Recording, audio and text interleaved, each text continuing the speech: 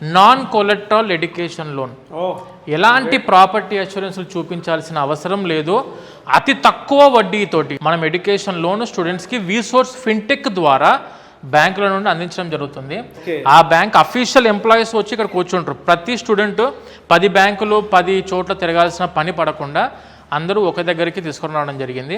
Loan application పెట్టి ఇక్కడి నుంచే మనకు లోన్ అప్రూవల్ జరిగిద్ది అండ్ లోన్ శాంక్షన్ అవుద్ది అండ్ లోన్ డిస్బర్స్మెంట్ కూడా ఇక్కడి నుంచి. ఎడ్యుకేషన్ లోన్ అనేసరికి అందరూ ఆలోచన చేసే అంటే it is only for studies, tuition ఫీజుకి మాత్రమే అనుకుంటారు.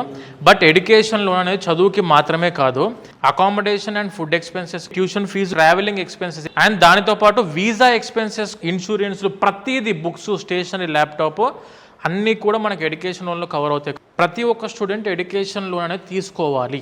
తీసుకుంటే ఏం జరిగిద్దంటే స్టూడెంట్కి అక్కడ ఫైనాన్షియల్ బర్డెన్ తీసుకోవాల్సిన అవసరం పడకుండా ఎడ్యుకేషన్ లోన్ ద్వారా మొత్తం యూనివర్సిటీ ఫీజులు, travelling expenses, food and accommodation తీరిపోతుంది. కాబట్టి ప్రాపర్గా వాళ్ళు అనుకున్న డెస్టినేషన్కి వెళ్ళి మంచి కోర్స్ చదువుకుంటే 100% స్టూడెంట్కి మంచి జాబ్, పెద్ద పెద్ద కార్పొరేట్ కంపెనీస్ రెడ్ కార్పెట్ వేస్తాయి. అందుకని చెప్పి ఎడ్యుకేషన్ లోన్ తీసుకుంటే మనకు ఫైనాన్షియల్ బర్డెన్ స్టూడెంట్స్కి ఉండదు సార్.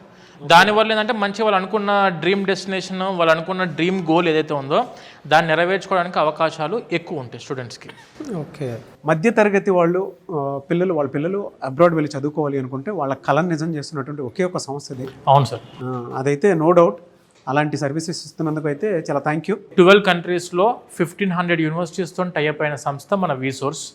అండ్ స్టూడెంట్కి వాళ్ళ రిక్వైర్మెంట్స్ ప్రకారంగా ఏ యూనివర్సిటీ అయినా కూడా మనం అప్లై చేస్తాం. మా విసోర్స్ సంస్థ తరఫు నుంచి ప్రతి ఒక్క స్టూడెంట్కి ఎక్స్పర్ట్ గైడెన్స్ అనేది అందుతుంది. ఇక్కడ యూనివర్సిటీ అప్లికేషన్లో పొరపాటు జరిగిన ఆఫర్ లెటర్ రాదు, అడ్మిషన్ రాదు. అండ్ స్కాలర్షిప్స్ అప్లై చేయకపోతే స్కాలర్షిప్స్ రావు స్టూడెంట్స్కి. ఎందుకంటే ఇప్పుడు ఫర్ ఎగ్జాంపుల్ యూనివర్సిటీ ఫీజు, యూకేలో యూనివర్సిటీ ఫీజు జస్ట్ ఫర్ 15 lakhsలోనే కంప్లీట్ అయిపోయే యూనివర్సిటీస్ చాలా ఉన్నాయి సార్. అందులో కూడా 70% of the universities directly providing the placements. మెయిన్గా ఎక్స్పీరియన్స్ ఉన్న టీం ఎందుకు ఉండాలంటే ప్లేస్మెంట్స్ అందిస్తున్న యూనివర్సిటీలు మీకు అవగాహన ఇస్తారు వీళ్ళు. అండ్ దానితో పాటు ప్రతి స్కాలర్షిప్కి అప్లై చేస్తాం మనము.